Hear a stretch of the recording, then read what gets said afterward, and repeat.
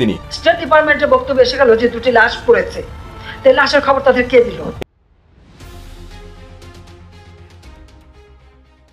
আহতের খবর স্টেটমেন্ট ডিপার্টমেন্টকে কে দিল, এই প্রশ্ন রেখেছে প্রধানমন্ত্রী শেখ হাসিনা। আপনারা জানেন বেশ কয়েকদিন ধরেই এই কোটা আন্দোলনকে ঘিরে বাংলাদেশে যে সহিংসতা হচ্ছে সেই সহিংসতার খবর কিন্তু বাংলাদেশ পেরিয়ে এখন সারা বিশ্বেই ছড়িয়ে গেছে। মার্কিন ডিপার্টমেন্টে এই খবর কে দিল? প্রধানমন্ত্রী শেখ হাসিনা এই প্রশ্ন রেখেছে জাতির উদ্দেশ্য এবং বিএনপির উদ্দেশ্যে। এর পেছনে নিশ্চয়ই বিএনপি বা জামায়াতি কাজ করছে বলে দাবি করছে আওয়ামী লীগের শীর্ষ নেতারা।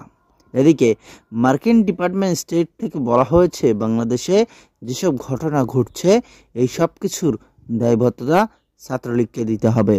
প্রশ্ন করেছেন প্রধানমন্ত্রী শেখ হাসিনার কাছে যে এই ছাত্রলীগকে নিষিদ্ধ করে দেওয়া উচিত।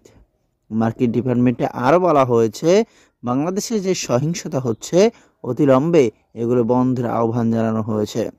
প্রধানমন্ত্রী শেখ হাসিনার উদ্দেশ্যে তারা কঠোর হুঁশিয়ারি বার্তা দিয়েছে। প্রিয় দর্শক শ্রোতা, ভিডিওটি সম্পূর্ণ দেখার জন্য ধন্যবাদ। প্রধানমন্ত্রী শেখ হাসিনা কাকে এই কথা ইঙ্গিত করে বলেছেন বা কার উদ্দেশ্যে এই কথাগুলো বলেছেন, এই প্রশ্নের জবাবে কি বলবে বিএনপি সেটাই এখন দেখার বিষয়। আশা করছি পুরো ভিডিওটা আপনারা দেখেছেন। ভিডিও সম্পর্কে মতামত দিবেন। চ্যানেলে নতুন হয়ে থাকলে চ্যানেলটি সাবস্ক্রাইব করবেন।